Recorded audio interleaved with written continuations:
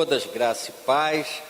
Abra comigo a sua Bíblia no livro de Gênesis, no primeiro dos livros da Bíblia, no capítulo 35. Gênesis, capítulo 35. Nós vamos ler os 7 primeiros versículos, depois vamos fazer uma oração e daqui a pouco iniciaremos a ministração propriamente dita. Diz assim o texto de Gênesis 35. Depois disse Deus a Jacó: levanta-te, sobe a Betel e habita ali. Faze ali um altar ao Deus que te apareceu quando fugiste diante da face de Esaú teu irmão. Então disse Jacó à sua família e a todos os que com ele estavam: tirai os deuses estranhos que há no meio de vós, e purificai-vos, e mudai as vossas vestes, e levantemo-nos e subamos a Betel, e ali farei um altar ao Deus que me respondeu no dia da minha angústia, e que foi comigo no caminho que tenho andado. Então deram a Jacó todos os deuses estranhos que tinham em suas mãos, e as arrecadas que estavam em suas orelhas, e Jacó os escondeu debaixo do carvalho que está junto a Siquém. E partiram, e o terror de Deus foi sobre as cidades que estavam ao redor deles, e não seguiram após os filhos de Jacó. Assim chegou Jacó à luz, que está na terra de Canaã, esta é Betel, ele e todo o povo que com ele havia.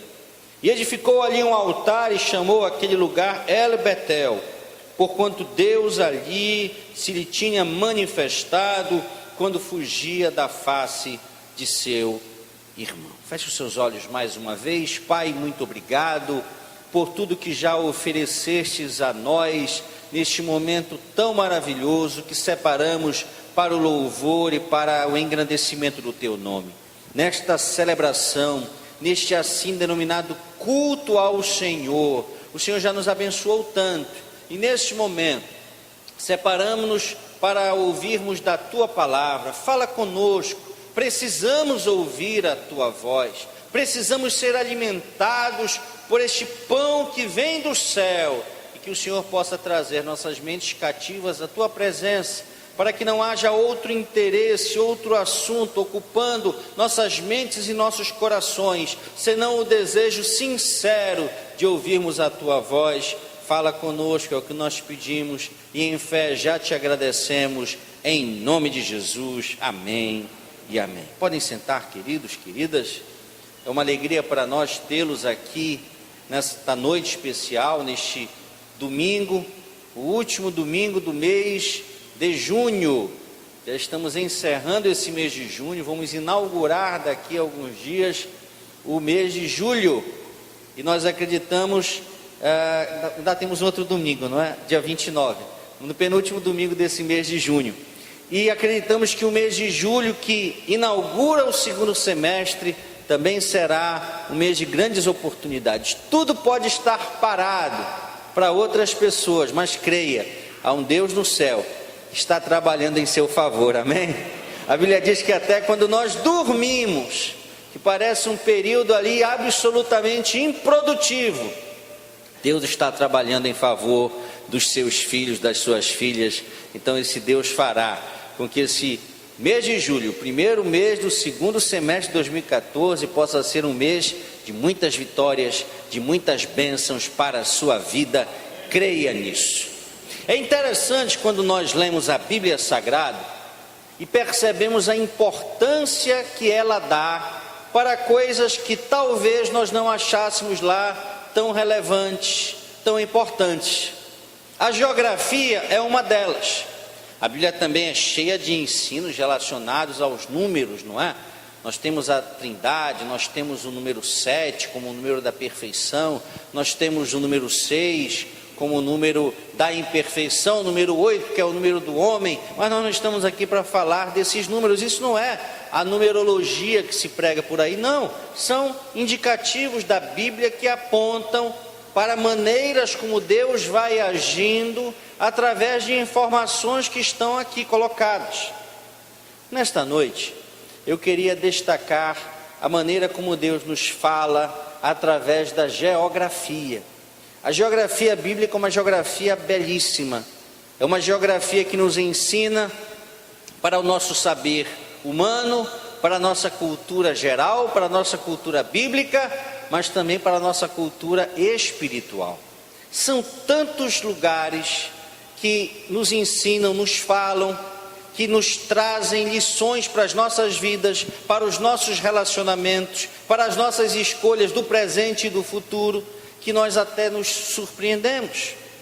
Vejam que a Bíblia só não localiza muito bem onde se encontrava o Jardim do Éden, mas fora o Éden, todas as cidades, todas as regiões citadas na Bíblia Sagrada ainda estão aí, muitas vezes com outros nomes, é verdade. Boa parte das cartas paulinas, as chamadas igrejas do Apocalipse, se localizam, por exemplo, naquela região que hoje é a Turquia. Abraão, se nascesse hoje, seria um iraquiano, seria um iraniano, porque ele nasceu ali naquela região de Ur dos Caldeus. Jesus seria, não é, um israelita, sem dúvida nenhuma, um israelense, porque nasceu ali na cidade de Belém, mas que tem hoje um domínio muito mais dos palestinos do que dos próprios israelenses. A geografia obviamente mudou, mas ela ainda nos fala de maneira muito preciosa. Eu já ministrei algumas vezes sobre os 2 montes lá do livro de Deuteronômio, aqueles 2 montes que foram utilizados por Deus, sendo que metade do povo subiu a um monte chamado Ebal e proferiu dali maldições, e a outra metade do povo subiu no monte Gerizim e dali proferiu bênçãos, para que o povo pudesse compreender que sempre há 2 caminhos, e essa opção, essa escolha é nossa. O monte que decidimos subir, o monte no qual decidimos ficar, é uma escolha nossa. Sempre há um monte de bênçãos, mas sempre há também um monte das maldições. O monte das maldições é o monte da desobediência, o monte das bênçãos é o monte da obediência. Mas é interessante, por exemplo, sabermos que entre um monte e outro há um vale, pastor Sidney. E muitas pessoas gostam de ficar ali no vale. Eu não quero bênção, o monte das maldições, eu abro mão desse monte, eu desço dele. Mas para subir o monte das bênçãos é preciso renúncia, é preciso sacrifício, é preciso pagar um preço, e muitas pessoas não estão dispostas a isso. E o que elas fazem? Elas ficam ali no vale. Eu não quero mais o inferno, mas o céu exige de mim um caminho estreito, de abrir mão de muitas coisas, de pessoas, de coisas que eu gosto, de fazer coisas que me são agradáveis. Então eu fico ali, na beira, aos pés do monte. Uma hora eu subo, quem sabe daqui a pouco eu subo, mas o vale muitas vezes é esse lugar de conforto, essa zona de conforto. Mas hoje nós não vamos falar, como já vimos no texto, sobre o Monte Ebal, sobre o Monte Gerizim. Não vamos falar sobre a cidade de Belém, que foi a cidade onde nasceu o rei Davi, onde nasceu o nosso Senhor, o nosso Salvador. Não vamos falar sobre regiões como o Monte Sinai, Siló, ou o próprio Monte Gerizim, que receberam santuários fora de Jerusalém, a grande cidade do Antigo Testamento, do Novo Testamento, a cidade de Davi, a cidade que Deus escolheu para ser relógio do mundo. Todos os grandes acontecimentos espirituais apontam para Jerusalém. É por isso que o salmista diz assim: olha, orai pela paz de Jerusalém, prosperam aqueles que te amam. Nós não podemos esquecer, temos que orar pela nossa cidade, temos que orar pelo estado do Pará, temos que orar pela nação brasileira, mas se você quer prosperar, não esqueça de orar pela paz de Jerusalém. É um preceito bíblico, mas nós também não vamos falar sobre Jerusalém. Nesta noite eu gostaria que pudéssemos meditar sobre este lugar, que inicialmente se chamava Luz, mas que depois recebeu um outro nome, passou a se chamar de Betel ou El Betel, a casa de Deus. Porque nós vamos aprender nessa narrativa como é que nós podemos nos preparar, como é que nós podemos preparar as nossas vidas, como é que nós podemos preparar os nossos casamentos, como é que nós podemos preparar as nossas famílias, os nossos lares, para a grande bênção que Deus tem reservada e quer liberar sobre nossas vidas e existências, amém? Deus quer te abençoar, Deus quer me abençoar, mas é preciso preparar o ambiente.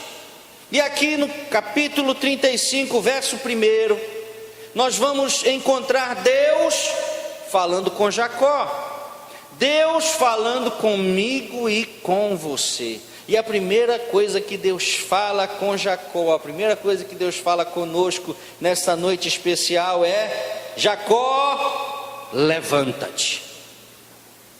Jacó, levanta-te. Esta palavra chega ou deve chegar aos nossos corações e mentes como um desafio à imobilidade, como um desafio à paralisia, como um desafio a um desejo de mudança, mas que não se revela em uma atitude sequer para mudarmos. Vejam que existem pessoas que vêm há anos repetindo as mesmas estratégias, as mesmas condutas, os mesmos argumentos, e querem que as coisas mudem. Eu vou falar uma coisa que talvez seja o cúmulo da obviedade. Se você quer mudança, é preciso mudar, é preciso um passo em direção à mudança, é preciso fazer alguma coisa diferente, porque se nós temos repetido determinados comportamentos, determinadas atitudes, determinadas estratégias, e nunca alcançamos o que esperamos, para que venha algo novo, é preciso também uma atitude nova. Jesus foi muito sábio, sabendo que a tradição e a cultura do povo judeu da sua época eram muito enraizadas, e que ele estava trazendo algo novo. Ele falou uma frase que até hoje ecoa nos nossos corações como um grande desafio. Ele disse: olha, não se coloca vinho novo em odres velhos. É novo, o que é velho não vai aguentar. Se você colocar vinho novo em odres velhos, eles se rompem. É preciso colocar vinho novo em odres novos, em recipientes novos. E se nós queremos o novo de Deus, é preciso que nós estejamos dispostos também a oferecer algo novo para Ele, amém? Hoje, portanto, é um dia que você será desafiado a mudar em alguma coisa, talvez a sair de uma zona de conforto, talvez a assumir um pouco mais de compromisso, talvez a se expor um pouco mais, para que Deus possa também fazer algo diferente na tua vida e através da tua vida. Mas quando Deus diz: Jacó, levanta-te, não é se levantar para o nada, não é se levantar sem propósito, porque tudo na vontade de Deus cumpre um propósito. Aprenda isso, a Bíblia nos fala que é um propósito para tudo debaixo do céu. E então Deus fala: Jacó, levanta-te e sobe a Betel. Deus tinha algo a fazer na vida daquele homem com esse trajeto, com essa elevação até a cidade de Betel. E isso nos fala, queridos, de um propósito de Deus para nos conduzir a lugares que se aproximem da sua vontade para nós, da sua vontade mais elevada, da sua vontade mais preciosa do que aquela que somos capazes de compreender. Betel representa aqui o centro da vontade de Deus. Betel pode representar um templo, uma igreja, até pode, se ali Deus estiver presente, se Ele for buscado por nós de todo o coração, em espírito e em verdade. Betel pode ser uma igreja, Betel pode ser a sua casa, Betel pode ser uma célula, Betel pode ser o discipulado, pode. mas Betel pode ser qualquer lugar. Um lugar onde um homem e uma mulher se encontram com o seu Deus. E nesse lugar estabelece um relacionamento de intimidade.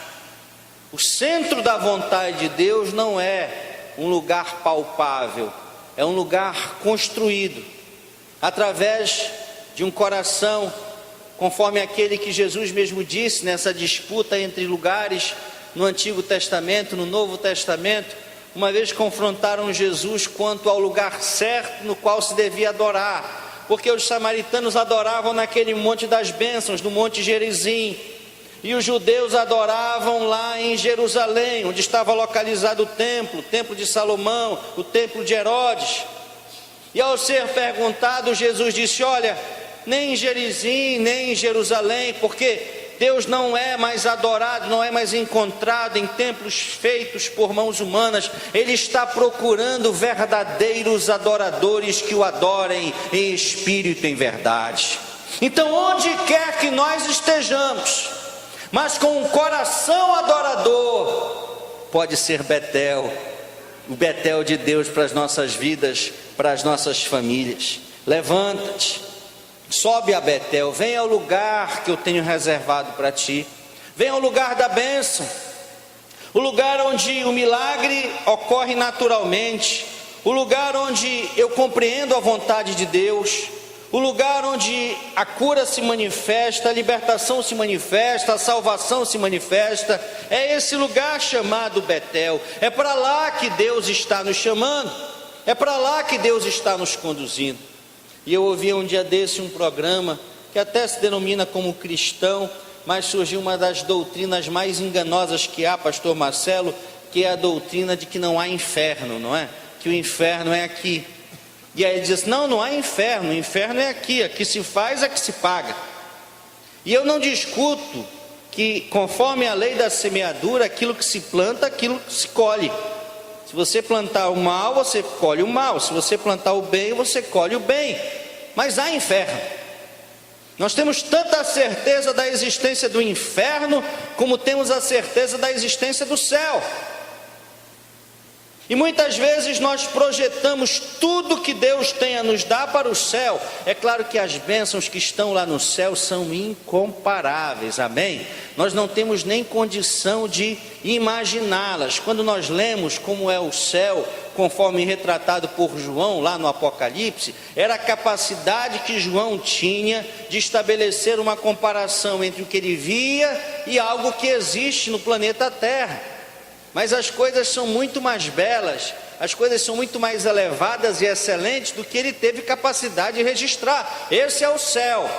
Um dia nós veremos como é, amém? Um dia nós estaremos juntos lá. Mas olha, eu não posso aceitar quando alguém diz que o inferno é aqui. Não. Aqui nós passamos por lutas, por tribulações. Eu e você temos que dizer que as nossas vidas, os nossos lares, as nossas casas, os nossos relacionamentos, os nossos casamentos serão um pedaço do céu, amém? Aí sim, um pedaço do céu. Eu estou aqui vivendo um pouco daquilo que eu vou experimentar, do muito, do tudo que eu vou experimentar lá no céu, porque esse é o projeto de Deus, que eu e você possamos conhecer Betel, o centro da vontade de Deus para os seus filhos. Mas ele fala mais: levanta-te, sobe a Betel e habita ali. Que desafio! Queridos, nós vivemos hoje um cristianismo que se aproxima muito do cristianismo tradicional, que nós chamamos cristianismo nominal. Há várias expressões do cristianismo, algumas já multimilenares, outras multisseculares. A nossa experiência do protestantismo é de mais de 500 anos já de história, nos aproximando de 500 anos, desde a reforma protestante. Há outras expressões cristãs mais antigas do que a nossa, é verdade, mas é importante nós percebermos que hoje nós vivemos também, como outros movimentos cristãos, um movimento evangélico nominal. As pessoas se declaram evangélicas, como antes se declaravam adeptas de qualquer outra crença, de qualquer outra religião, fosse ela cristã ou não. E Deus não nos chama para isso. Esse lugar, Betel, não é um lugar para cristãos nominais, não é um lugar para evangélicos nominais, não. Esse centro da vontade de Deus é um lugar para se habitar, não é um lugar para se passar, não é um lugar para onde eu vou no domingo, de manhã, à tarde ou à noite, ou às terças-feiras, ou na quarta-feira, na célula, ou na quinta-feira, no sábado, no discipulado. Não, é um lugar onde eu habito, é um lugar onde eu vivo. Betel deve ser um estilo de vida, deve ser um lugar no qual nós estamos constantemente. É por isso que ele não pode ser um lugar único, ele não pode ter um endereço exclusivo. Betel tem que ser onde eu estou, para onde eu vou, onde eu me encontro, onde eu fico, onde eu vivo. Lá tem que ser Betel, porque nós somos chamados a habitarmos nesse lugar, para que essa intimidade, essa proximidade, essa bênção seja constante para a minha vida e para a sua vida. Vejam, esse é o sonho de Deus, essa é a chamada de Deus para mim e para você, e talvez também seja o seu desejo. Então hoje, a sua vontade, o seu sonho se encontra com o sonho e com a vontade de Deus, e eu acredito que as nossas vidas nunca mais serão as mesmas, amém? Mas queridos, para se subir a Betel, essa é a vontade de Deus, esse é o chamado de Deus, esse é o desafio que Deus coloca diante de mim, de você, de cada um e de todos nós. Mas vem o outro lado da história. Esse é o verso 1 do capítulo 35. Nós podemos atender a esse chamado ou não. Deus nos dotou de livre arbítrio. Nós podemos dizer sim para o que Deus coloca diante de nós, ou podemos dizer não. Podemos dizer ainda não, agora eu não quero, não me interessa. Depende de nós. Mas se nós quisermos subir a Betel, se nós quisermos ter esse nível de intimidade, é preciso agirmos. E essa ação tem o seu trajeto esclarecido a partir do verso 2 do capítulo 35. E qual é a primeira ação minha e sua que precisa ser assumida para que eu e você possamos chegar nesse lugar, nesse pedacinho do céu que Deus tem reservado para mim e para você, para cada um de nós? A primeira coisa que nós precisamos fazer, verso 2, é remover das nossas vidas, remover dos nossos lares, das nossas famílias, tudo que não agrada a Deus. E essa representação aqui no texto do capítulo 35 de Gênesis está dita assim: tirai os deuses estranhos que há no meio de vós. Jacó então reúne a sua família, reúne os que com ele estavam e viviam e diz: olha, tirai os deuses estranhos do meio de vós. E alguém poderia dizer: mas Jacó, nós somos do povo de Deus, nós somos da descendência de Abraão e de Isaac, há uma aliança, há um pacto com Deus, nós somos cristãos, nós somos evangélicos. Que história é essa de ídolo? Nós conhecemos o que diz o primeiro mandamento, nós conhecemos os ensinos a respeito disso. Só ao Senhor teu Deus adorarás, só a Ele prestarás culto, não haverá outros deuses diante de mim. Nós não temos como ser cobrados disso. Foi isso que aconteceu? Não. A família de Jacó representa uma família de filhos de Deus? Sim. Ele era neto de Abraão, ele tinha tido um encontro sobrenatural com Deus anos antes, ele conhecia o Senhor, ele tinha recebido instruções de Deus a respeito da sua vida. Hoje Jacó seria um crente, Nos nossos dias, Jacó seria um cristão evangélico, indiscutivelmente. Mas a Bíblia nos diz que quando ele falou isso, verso 4: e deram a Jacó todos os deuses estranhos que tinham em suas mãos, e as arrecadas que estavam em suas orelhas. Ou seja, havia ídolos naquelas vidas, naquelas famílias. Arrecadas eram amuletos que eram colocados nas orelhas, especialmente das mulheres daquela época, como se fossem os vários amuletos que hoje se encontram, às vezes até na casa de crentes, às vezes até na casa de evangélicos. Tudo isso precisava ser retirado, mas para além disso, talvez hoje alguém possa dizer: mas pastor, na minha casa eu já exerci, eu já expressei, eu já tive vinculações com religiões que tinham essas manifestações, esses ídolos. A irmã Lucila lembra da minha esposa Renata, não é? Que era budista há 20, 25 anos atrás, e ela tinha um altar enorme na casa dela, batia o sino, acendia o incenso, ficava fazendo aquelas repetições de palavras, não é? A irmã Lucila conheceu assim antes de se converter ao Evangelho. Nós não estamos falando apenas de um catolicismo que tem as suas manifestações, que tem as suas vertentes e que tem as suas expressões através de imagens. Não, diversas outras religiões assim creem.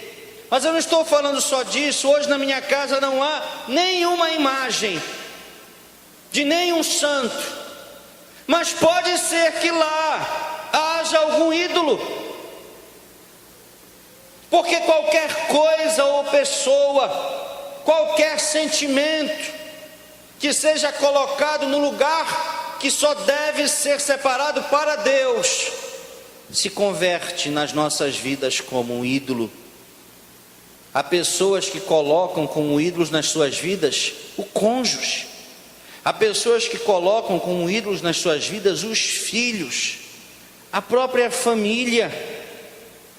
Foi por isso que desde o início do ano nós colocamos aqui a prioridade, mas a família está ali, em segundo lugar.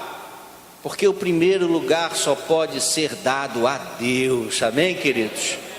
Nada nem ninguém, nenhuma estrutura pode estar no lugar de Deus ou acima de Deus ou ao lado de Deus. Ele precisa estar numa hierarquia diferenciada.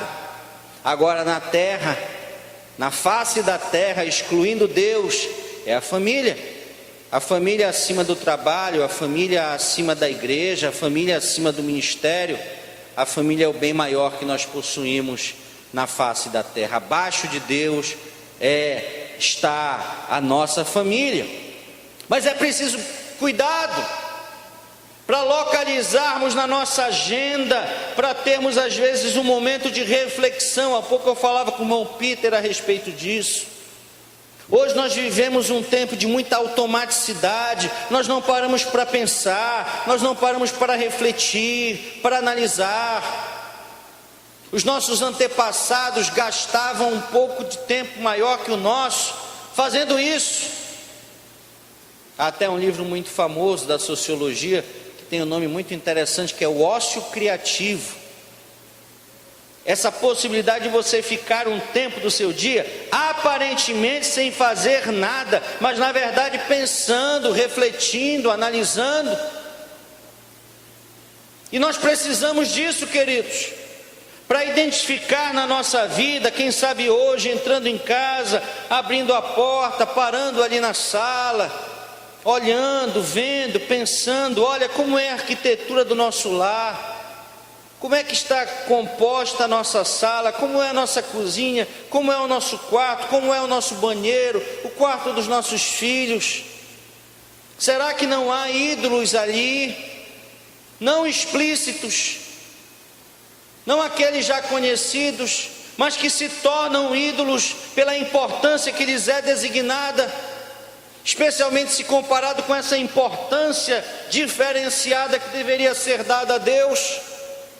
Só o Espírito Santo é capaz de nos revelar. E se Ele estiver te falando algo nesse momento, creia que essa palavra é para você e que essa voz é dele. A segunda coisa que nós precisamos fazer para subirmos a Betel é buscarmos santidade pessoal. Está aqui no verso 2: purificai-vos e mudai as vossas vestes. Essa purificação fala de santidade interna. Muitas pessoas que buscam primeiro o externo e depois o interno. Normalmente isso não funciona. Isso pode gerar uma atitude hipócrita nossa.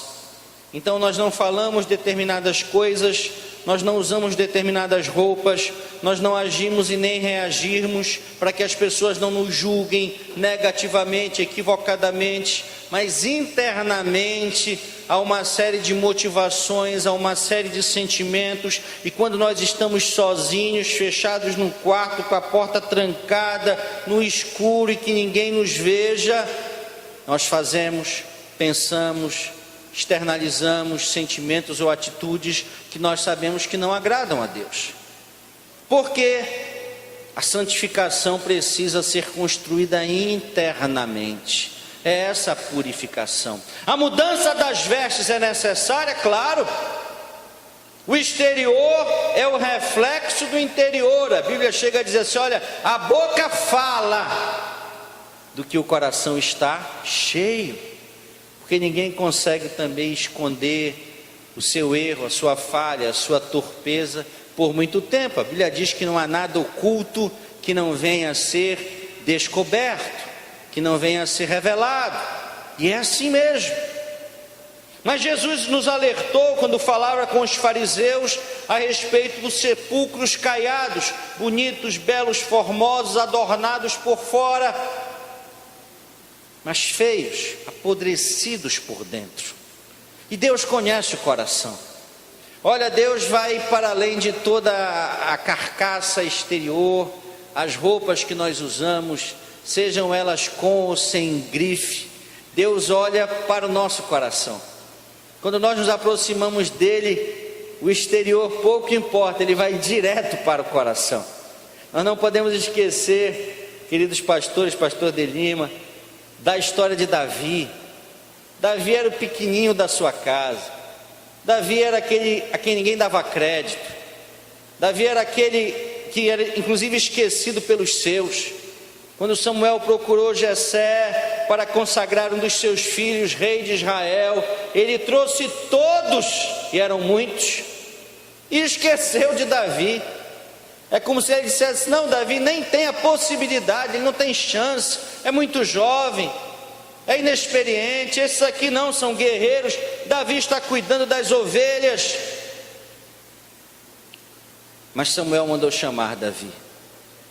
E quando Davi chegou naquela casa, na casa do seu pai, ele que estava ali como alguém que não tinha valor, não tinha importância, não tinha relevância nenhuma, Deus olhou para o seu coração e encontrou ali um coração segundo o coração de Deus. E naquele momento Deus escolheu Davi para ser o grande rei de Israel. E essa lição fala ao meu coração e ao seu coração, a minha vida e a sua vida. Não importa o quão pequenos nos achamos, não importa a imagem ou as palavras, os decretos de derrota, de frustração, de fracasso que tenham sido já projetados, lançados contra as nossas vidas. Há um Deus no céu que olha para os nossos corações, e se Ele encontrar no seu coração um coração que o agrada, um coração que o serve, um coração que o ama, tenha certeza que Ele vai fazer coisas poderosas na tua vida e através da tua vida.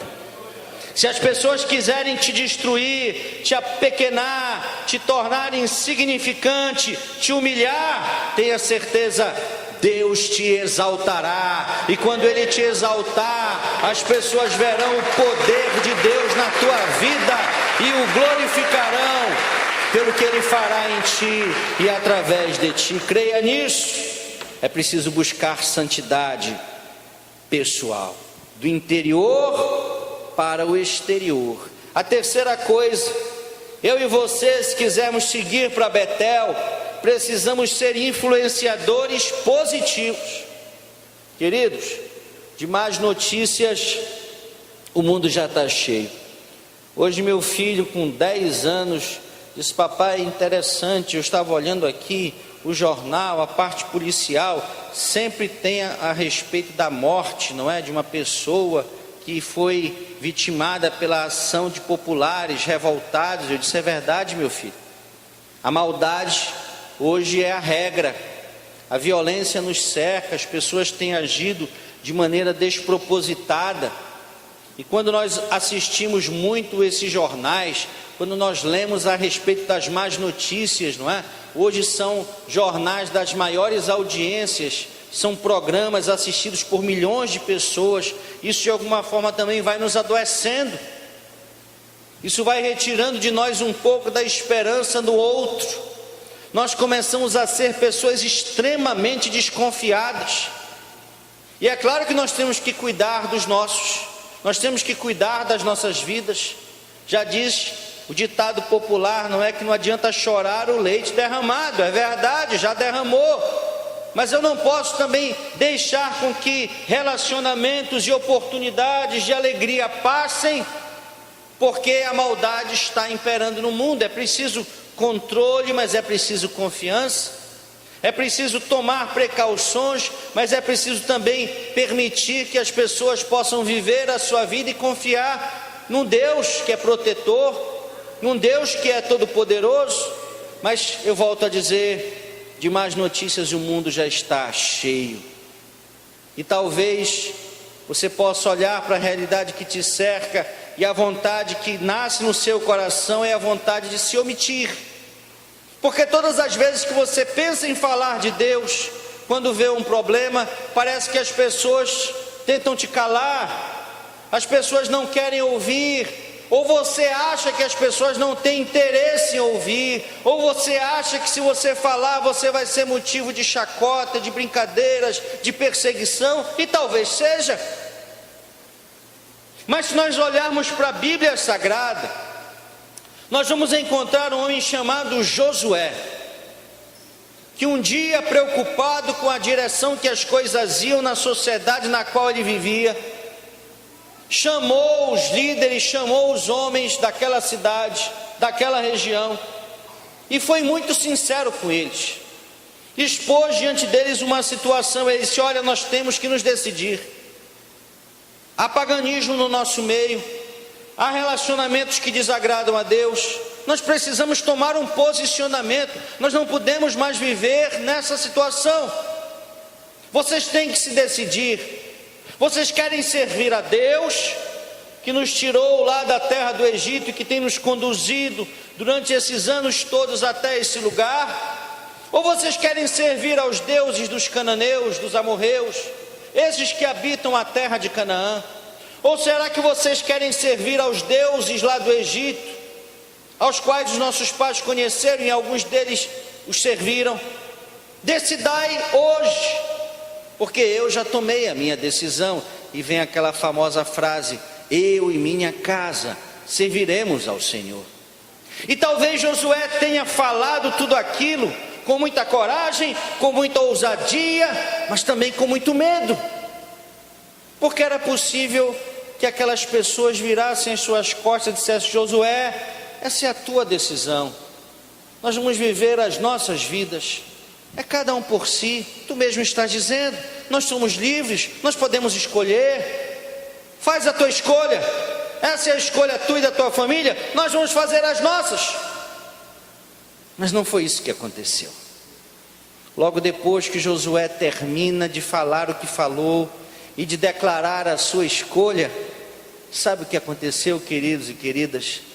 Todos os outros homens, líderes das suas casas, disseram: Josué, nós estamos contigo, a tua decisão é a nossa decisão, a tua postura é a nossa postura, nós também escolhemos servir a esse Deus, nós e nossa família, nós e nossa casa.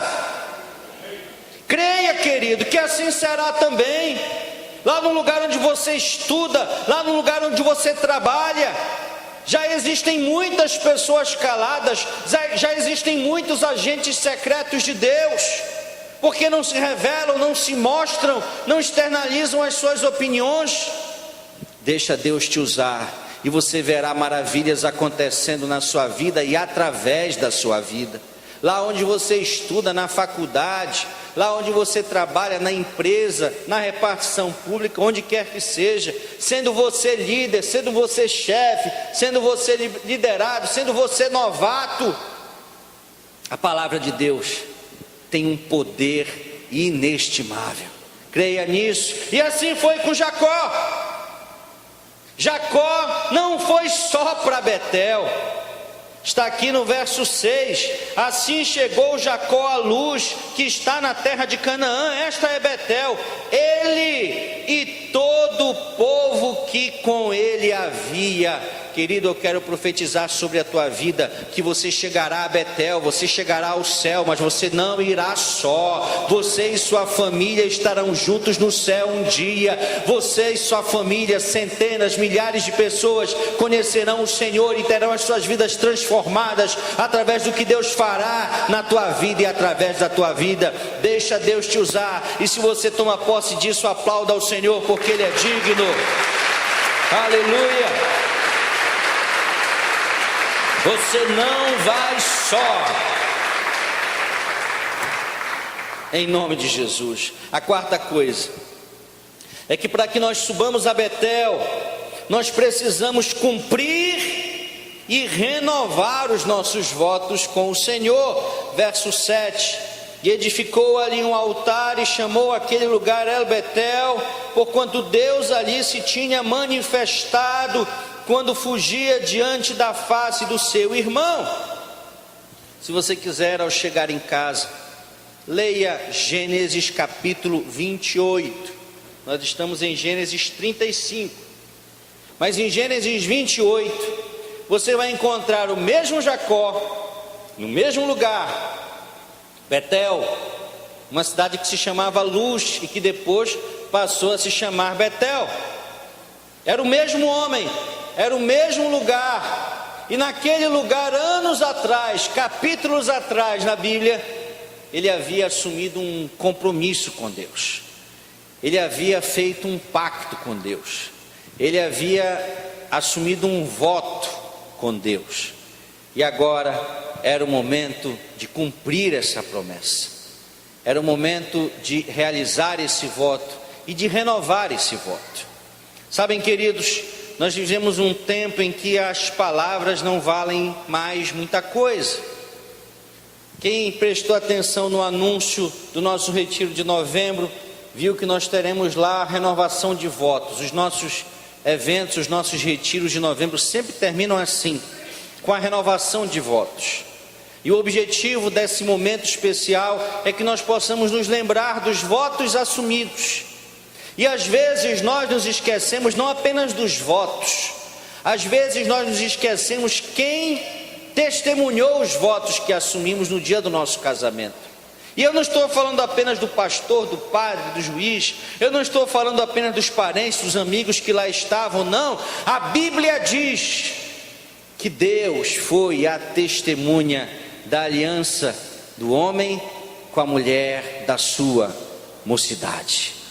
A principal testemunha do nosso casamento, dos votos assumidos de um para com o outro, dos cônjuges, é o próprio Deus, o Deus das famílias, o Deus que inventou o casamento e que tem planos maravilhosos para realizar através da vida de um homem e de uma mulher, através da vida, da estrutura de uma família. Ele é o Deus das famílias, e Ele leva muito a sério, queridos, aquilo que é dito diante dEle. Eu e você precisamos levar tão a sério quanto. Agora aprenda, se Deus é testemunha da aliança que é feita entre um homem e uma mulher, e espera que os votos assumidos entre eles sejam cumpridos, muito mais os votos que eu e você já tenhamos feito diante de Deus. Há pessoas que brincam com isso, e a Bíblia é tão séria nesse ponto que chega a dizer: olha, se você não vai cumprir o voto, não é, pastora Lucila? Não vote. Se você não pretende cumprir, não é capaz de cumprir, não assuma esse compromisso. É claro que isso não pode nos acovardar, pelo contrário, deve nos desafiar. Porque eu tenho que ser capaz, como homem de Deus, como mulher de Deus, com a ajuda do Espírito Santo ao meu lado. Sem Ele eu não posso fazer, sem Ele nós nada somos, nada podemos fazer, mas de assumirmos compromissos e de lutarmos com as forças que temos e com a ajuda do Espírito Santo para levá-los adiante. Assim age o homem de Deus. Não pensem que Josué, quando declarou o que declarou, descansou e deixou os seus filhos soltos, deixou a sua esposa, abandonou a sua família. Não, ele teve que, com a ajuda de Deus, fazer acontecer. Eu e minha casa servimos ao Senhor. Há um trabalho a ser feito. Mas quando eu e você assumimos um compromisso com Deus, é preciso cumprirmos esse compromisso assumido. E hoje talvez eu e você tenhamos que renovar esses votos. Eu e você tenhamos votos a cumprir com Deus. Quem sabe procurar alguém, quem sabe abandonar alguém, quem sabe deixar uma ideia, deixar uma sociedade, quem sabe esquecer um sonho pessoal e começar a cumprir a vontade de Deus para a tua vida, assim como eu preciso me empenhar e desejar cumprir a vontade de Deus para a minha vida. E por fim, como quinta ação necessária para que subamos a Betel, eu e você precisamos oferecer ofertas e sacrifícios. Lá no verso 14 nós encontramos Jacó pondo uma coluna no lugar onde falara com Deus, uma coluna de pedra, e derramando sobre ela uma libação e deitando sobre ela azeite. Aqui, quando nós falamos de oferecer ofertas e sacrifícios, automaticamente eu e você podemos nos remeter ao momento do culto separado para a entrega de ofertas e dízimos. É isso, pastor? É também isso. Faz parte, mas não é só isso. Porque sempre tem sido dito, reiteradamente é dito, que Deus não precisa de dinheiro. Deus é o dono do ouro e da prata, amém, queridos? A sua obra, a sua igreja, para se desenvolver, para se manter, para crescer, precisa realmente de recursos. No culto da tarde, o pastor Elton nos lembrou que nós estamos muito próximos de abrir um trabalho ali em Ananindeua. O pastor Sidney está capitaneando esse início de trabalho. Os pastores estarão lá também atendendo, os pastores estarão ministrando nas reuniões, nos cultos. Qual é a rua lá, pastor Sidney? Mário Covas, na Mário Covas, bem próximo à churrascaria Boidouro, não é? Nós estaremos abrindo lá um trabalho que vai facilitar a vida dos irmãos que moram para aquela região. Você vai poder frequentar aos cultos lá, é como se você estivesse aqui conosco. É óbvio que isso é ofertar, nós precisamos dessas ofertas, mas essa oferta aqui de Jacó, essa oferta que Deus quer de nós, requer de nós, é uma oferta de coração, é uma oferta da nossa alma, é uma oferta do nosso corpo, é uma oferta do nosso espírito, é o sacrifício, é a renúncia que eu e você precisamos realizar, coisas que nós precisamos abrir mão para podermos chegar até Betel. Betel não é um lugar que se compra, não há uma passagem para se adquirir, não é com o dízimo, não é com a oferta, seja a oferta mais valorosa, a oferta mais poupuda, o envelope mais cheio, nada disso compra a sua passagem para Betel. O que Deus está querendo de mim, está querendo de você, é as nossas vidas.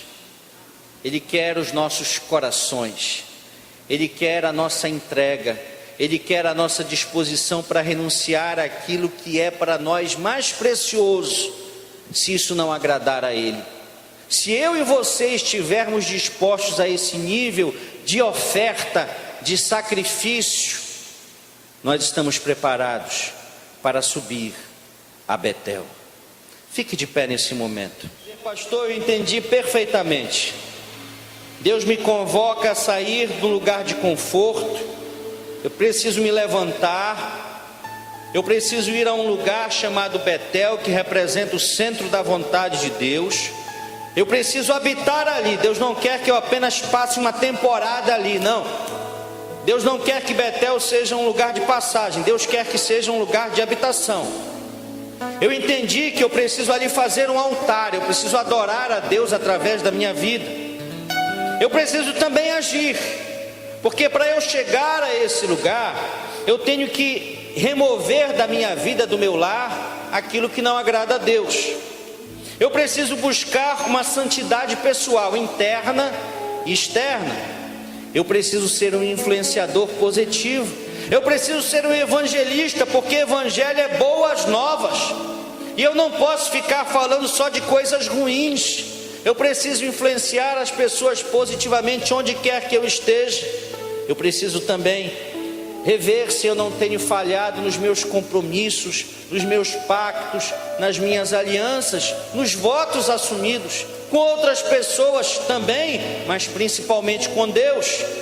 Eu preciso renunciar, eu preciso me sacrificar, eu preciso ofertar a minha vida, o meu coração, os meus dons e talentos. Pastor, fazendo tudo isso, chegando a Betel, o que é que eu posso esperar? Que mudanças acontecerão na minha vida? Há promessas em Betel para mim? Ah, querido, ah, querida, a primeira promessa que nós temos aqui está no verso 5, que diz: e partiram, e o terror de Deus foi sobre as cidades que estavam ao redor deles, e não seguiram após os filhos de Jacó.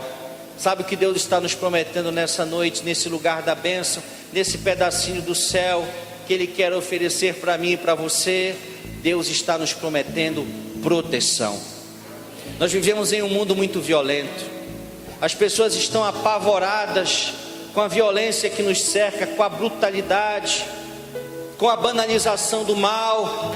Mas Deus está nos dizendo: olha, ninguém vai te perseguir, ninguém vai te seguir, ninguém vai te alcançar. Tu estarás protegido por mim.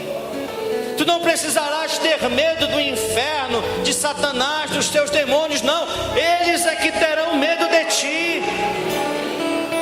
E de onde vem esse medo, pastor? Da segunda bênção. Que bênção é essa? A bênção da presença, que faz toda a diferença. Que presença? A presença de Deus. No verso 9 está dito: e Deus apareceu outra vez a Jacó e o abençoou. Jesus, quando estava sendo assunto aos céus, quando estava sendo levado aos céus, onde Ele está à destra de Deus, intercedendo por mim e por você, a última coisa que Ele falou para os homens na face da terra foi: eis que eu estou convosco todos os dias, até a consumação dos séculos. E é essa promessa, é essa palavra que deve queimar nos nossos corações, arder nas nossas mentes, para que nunca nos sintamos sós. Mesmo que no seu local de trabalho só tenha você de filho de Deus ou de filha de Deus, se na sua faculdade é só você, na sua casa é só você, na sua rua também, você se sente só, tenha certeza que Deus está com você, e com Ele você é sempre maioria. Em Cristo Jesus nós somos feitos mais do que vencedores. A terceira bênção é a bênção da mudança.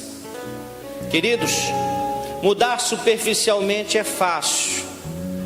Tem inclusive programas que fazem isso, não é? A transformação.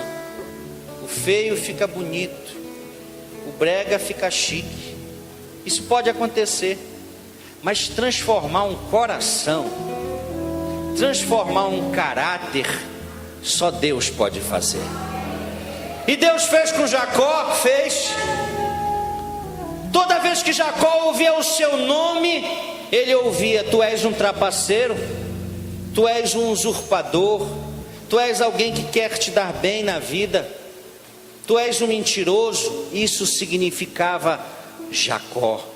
Mas no verso 10 desse capítulo 35 está dito: e disse-lhe Deus: o teu nome é Jacó, mas não será mais Jacó, Israel será o teu nome.